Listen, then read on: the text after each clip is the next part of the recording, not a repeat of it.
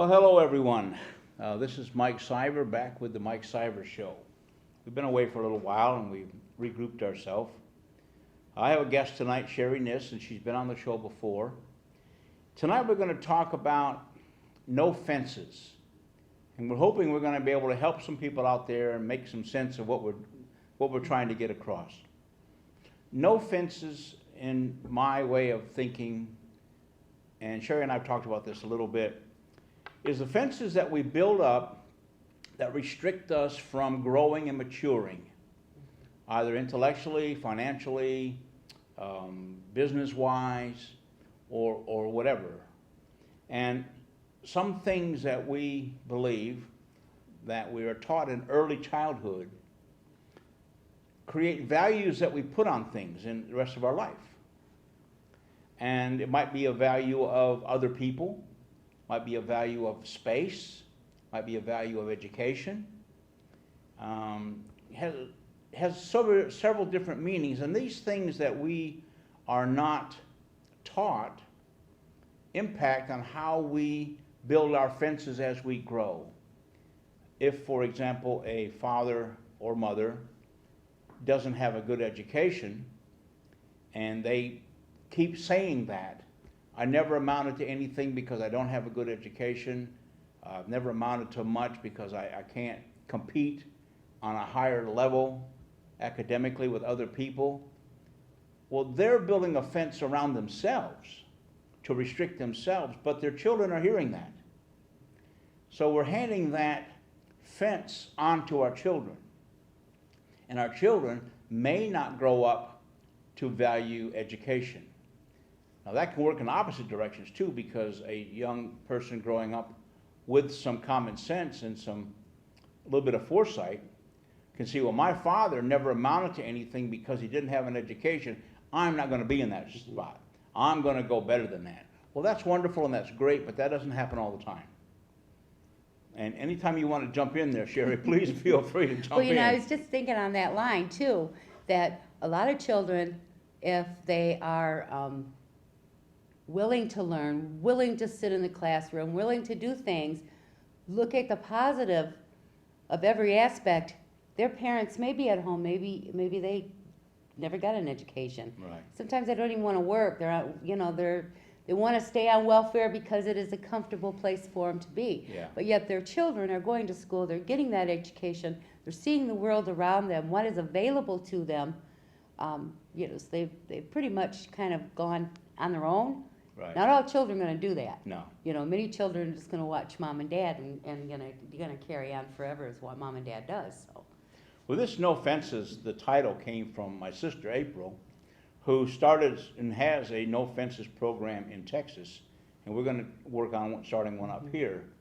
Her main focus is removing the fences that we build educationally so people that are struggling in high school for whatever reasons, because she's a high school teacher and she's taught at all levels, but she does that and she teaches a lot of children that are struggling, and she's pretty good at that. She's been doing it for a long, long time. And she calls her program No Fences because she wants to remove the fences and the stigma that kids have about themselves. I can't do that. I can't do this. And her and I talk about the example of myself. When I was really young, I failed the 4th grade. Well, failing the 4th grade is not the end of the world.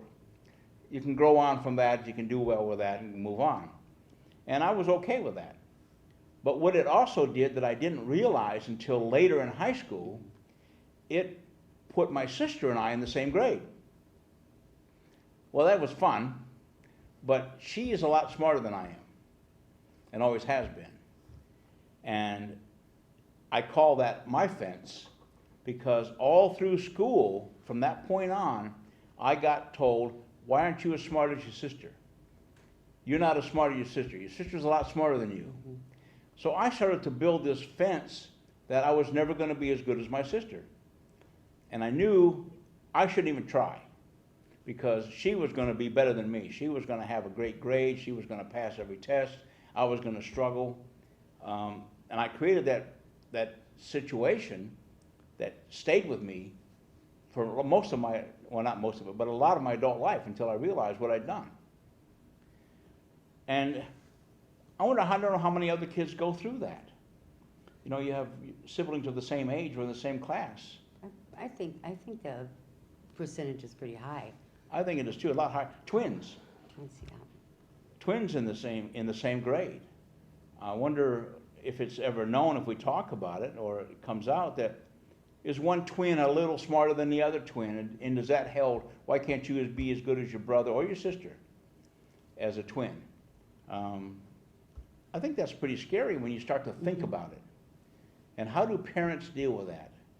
Well, we got a little example here this afternoon that came from a friend of mine. And she has a 6-year-old daughter. And the other day they were over at the house, and the daughter had told her mother earlier that she needed to be on a diet. And she's already 10 pounds underweight for her. She's 6 years old. So the doctors are looking at, if she doesn't start putting on weight, what are we going to do? Increase her intake of carbohydrates and all that kind of stuff to have her try and get some weight back on, because she's thin, very thin for a little girl, a little person. And her mother asked her why, and she said because she doesn't want to get fat. And she doesn't want to, she wants to fit in with this group that are all thin girls. And I'll talk about this at 6 years old. They're talking about being overweight, which is good. And I'm glad they're health conscious. I wish I was more health conscious. But they're talking about it in such a negative way that it's going to affect their health. So they talked a lot about it, and she wanted to be beautiful, because like on the ads, like you see on TV with the models and all that kind of stuff. And that's changing, because we see the different size models now on television, which is great to see, because they're not all Twiggies like back in the Twiggy days. But what she talked about was she wanted to wear clothes that looked a certain style at 6 years old that she couldn't wear if she put on more weight. She needed to have that look that she had in her head, and all her friends, and she had a group of friends, 6-year-olds at school, that get together and talk about fashion. She's surprisingly takes a long time when she can get a hold of makeup. Her makeup has got to be just right at 6 years old. I mean, her mom's put a stop to that now. And we talked a little bit about all that. And we talked about, if she's 6 years old and concerned about how she looks and spends so much time putting her makeup on, how do you address that with the parents and with the children? Well, her and I talked, the little girl and I talked in front of the mother about her perception of beauty. And she was all outside, all exterior. Her beauty was all outside, nothing inside her. And we talked about it. And I said, do you realize, and she's 6 years old, so she's thinking like an adult about what her beauty was, so I decided to talk to her as a little adult. And I said, where's your beauty? And she said, it's all on the outside. We talked about that. I said, no, honey, your beauty is in your heart. That's where you're beautiful. And you're beautiful in your head. Your beauty is your perception of what beauty is. And we had to go through and explain what perception is and a few other things. And then she started to cry. She said, you mean I wasn't pretty and beautiful in my heart? I said, no, you weren't, because you moved it to the outside. And she got really sad. She said, I don't want to be a not nice person on the inside. I said, well, you can be. You can be in your heart. So now, when she comes over, I say, where's your beauty? She says, she points to her heart. She points to her heart right away. It's in my heart. It's in my heart. That's my beauty. But my sister wrote back, and I talked to my sister about this, and she wrote back, she said, in my opinion, the mother should use the opportunity to address the concept of healthy lifestyle with her daughter, which is really good, and to making it health rather than looks. I should show her the medical charts that tells her what she should weigh, and then weigh her and show her that she's not in danger of being overweight. So the visual stuff, the tactile stuff is what kids really grasp a lot. And she said, then explain to her that she is a child and it is her job to play and study in school and to obey her parents. It is their job to make sure that she is healthy. So she's not to worry about her looks yet. She's not supposed to worry about adult things yet. Her job is to play, have a good time, and enjoy life, study in school, learn how to spell, and she's very good at her schoolwork and stuff, which is I'm happy about that. And I told the mother and my sister, when I used to live in Asia, the Asians, people where I lived in Singapore for a number of years, they have a thing over there that I thought was amusing. Mm-hmm. And I couldn't figure out why to start with. They let their kids, until 5 years old, pretty much run amok. They scream, holler, get what they want, throw tantrums, kick mom and it doesn't matter until they're 5 years old. At 5 years old, it stops. Cold turkey. And the kids are told that as they're growing up. Mm-hmm. You know, we want you to be a child and have fun and play as a child, do what you need. What you see, unless you're stealing something, which you can't do, Mm-hmm. you can have it. You can play with it. You can do what you want with it. As long as you're not endangering yourself or other people or stealing from other people, nothing's going to be off limits to you. We'll keep you safe. You're to have fun and remember a happy childhood. That's what they want. Their children to remember a happy childhood. But you, as a child, need to understand, when you're 5 years old, it's done. You now have school, responsibility, you do your homework, you come home from school, you take your shoes off when you come in the door, you don't make a mess anymore, if you do, and it's done. And if you have any time left, then you can play. And you can play. But 9 times out of 10, there is no time left. And to I was play. amazed at that. I sat back and, because my wife at the time, we lived in Singapore, and she said, you know, I couldn't do that. I said, well, first of all, it's a cultural thing, they said. We do that, everybody does that. Mm-hmm. Our moms and dads and their mom and dads, and I was raised that way at 4 years old, 5 years old, it was a culture shock. We didn't know what hit us. We were told what was going to happen. We understood what was going to happen, but we didn't believe it was going to happen. Mm-hmm. And when it did, it was over. And you know, I like the Asian people. They're the ones that I lived with in those countries, and they're all different. They're like America. They come from all different Asian countries, so they're not all Singaporeans, Malaysians, Filipinos, Japanese, Chinese. They're all there together. And they have that homogeneous mix like we have a homogeneous mix here in the U.S. And they all do it. Do a little difference now and then, but most of them do the same thing. And they're all fine adults. Their study habits are great. They really study in school and they learn and they have whatever you do at that time is what you focus on. Mm-hmm. When you're at home, you focus on home. When you're at school, it's school. There's no time for play and all this kind of stuff. And hence goes for the politics too. It's all the same.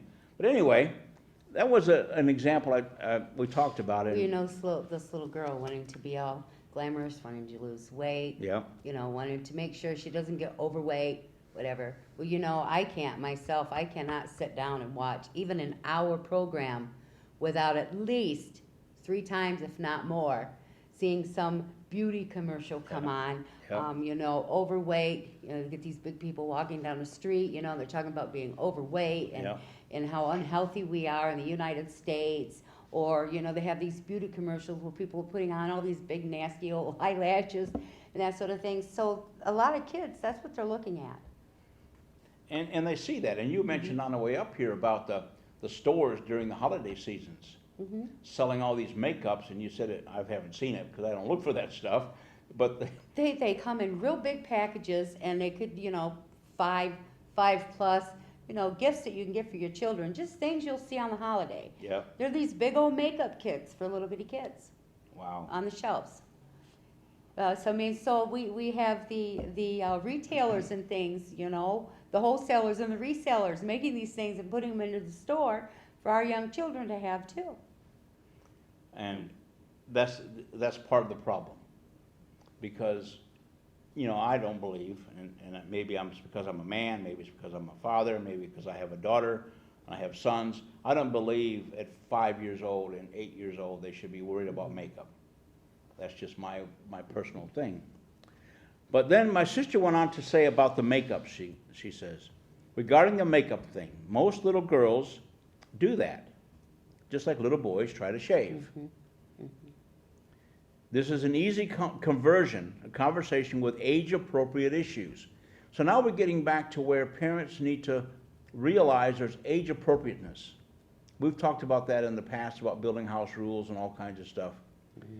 And it is mostly a question of redirecting the girl's thinking. The girl, because we're talking about a girl at this stage, should not have a problem with mother telling her, yes, girls wear makeup, but not children. And you're not a girl yet. You're a female, but you're not a girl or mature. You're not maturing into a womanhood yet. You're still a child. When she's a teenager, or whenever the mother will approve of it, mom will take her to the store and buy her some makeup and teach her how to use it. Again, I think it is most important is not to overreact. So we need to have some boundaries ourselves as adults. And I don't know whether, I don't believe we overreacted with her when I was telling her about her beauty, where she can find her beauty in her heart, and not getting all emotional about that it's all outside and doesn't mean anything. Or we didn't go negative about it. We weren't negative at all on how we explained to her that her appearance, although it's nice to have, and she's a very attractive little 6-year-old, we didn't say that that's going to make her something she's not. Because I think that would have been inappropriate. So we just said that, your beauty is not on the outside, it's on the inside, and now you need to pay attention to that. And that was before I talked to my sister, or I would have changed the whole conversation. Not to overreact. She wants the daughter to be open with her and to be open with her in front of her mother. If she comes on too strong, the child will start hiding things. Yep. Going into the room, putting the makeup on. Yep. Yep. Or hiding that she's doing things. It could be anything. Yep. So many times in our lives, this is a different part about it, but which we're going to talk about in the next show. But the view of no fences comes into play if a young girl, like a 6-year-old, is allowed to do that, to focus on her looks, to focus on her beauty, to focus on her clothes and her attire. And for whatever reason, that goes on for years until she becomes a teenager or a young adult, and that's her value system. School may not become as important because she's going to, if she is attractive, she's going to become successful up to a certain point with just her looks. People are going to like her, boys are going to go after her, all these things are going to happen. She may struggle in school, or she may be a great student. Well, I hope she would be a great student. But if and when her looks fail her, and that's what she values, she's not going to value anything else. What am I going to become now? I'm not good looking. She's built a fence up that she has to be pretty all the time. She has to have good clothes on all the time. But if she's, as long as she has those positive influences, positive people in her life that are continuously telling her on a regular basis how beautiful she is, how good she's doing here, how well she's doing there. This might be something we need to work on, this kind of thing. She's got to keep those positive people in her life, and moving forward, that will help her to continue to value where she's at and understand that I am beautiful. I have people telling me I'm beautiful. You know, she's gotta understand those people on the outside, they don't know, you know, it's like, you don't know me, you know, Right. why are you telling me I'm not beautiful? You don't know me. Right. I know I'm beautiful. You know, and then when you can start talking to people and say, and letting people know, you're positive, you're beautiful, you don't need to tell me I'm not, you don't know me. You Yeah. know, it's, Well, and that's fine as long as you're talking like that as a mature woman. And not too many 12-year-olds will think like that. exactly. They're gonna think their beauty, if this is allowed to happen, is external. Now, I know you're a beautiful person because I know you. And I know my wife is a beautiful person because I know her. And this girl, I know her as well. She's a beautiful little girl, but she's put her value system on her looks. And unless the mom can step in and say that, Be her positive influence. be her positive influence, but not so positive with her looks only. Right.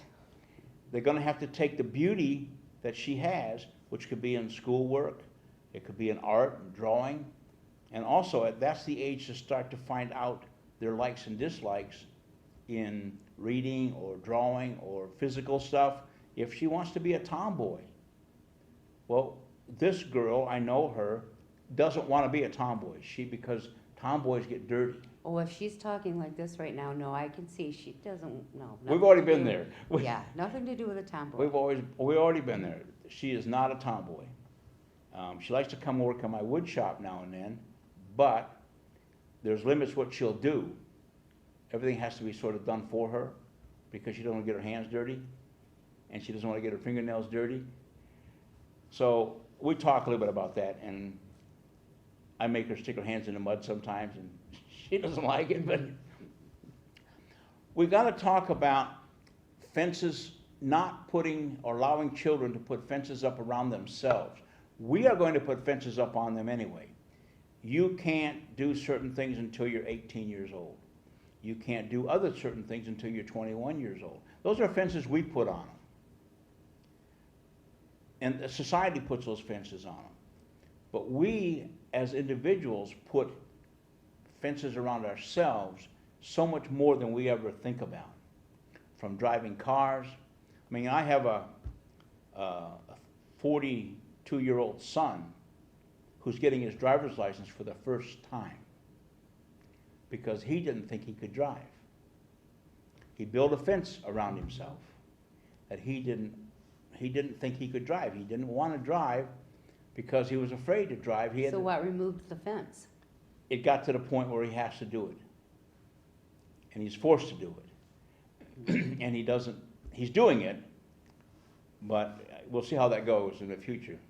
Because he didn't want the responsibility of it. He didn't want all the things that went with it, all the issues that went along with it. And he built, I don't want to do this, I don't want to do that. So he started building all these fences. And I don't know how he got away with it for all those years, but he did. Must have had a lot of people, a lot of friends with cars. Or did a lot of walking. Yeah, well, he probably did that too. But we have to be careful on the no fences thing, that we don't allow ourselves to build fences around us, and starting at a very early age.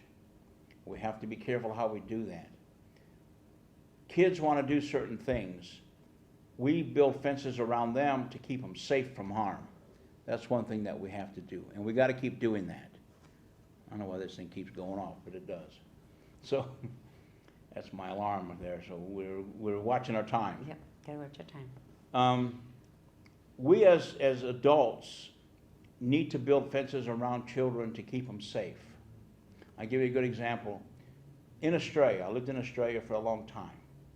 Their doorknobs are about 10 inches higher on the door than our doorknobs in America. And when I got over there, I wondered, because I reached for the doorknob, and I had to come up to get it. I said, what is this going on? I got the doorknobs not where it's supposed to be. And I did it for a while without asking questions. And then I went to another house and it was the same. Went to another house and it was the same. I said, well, okay, why is this? They said, our doorknobs are higher than yours because by the time our children can reach the doorknob, if they go outside, they know that what's safe from danger. they're that much older. They've grown that much taller, and they're a little more mature, and we've had them outside for another year or two before they can reach that doorknob.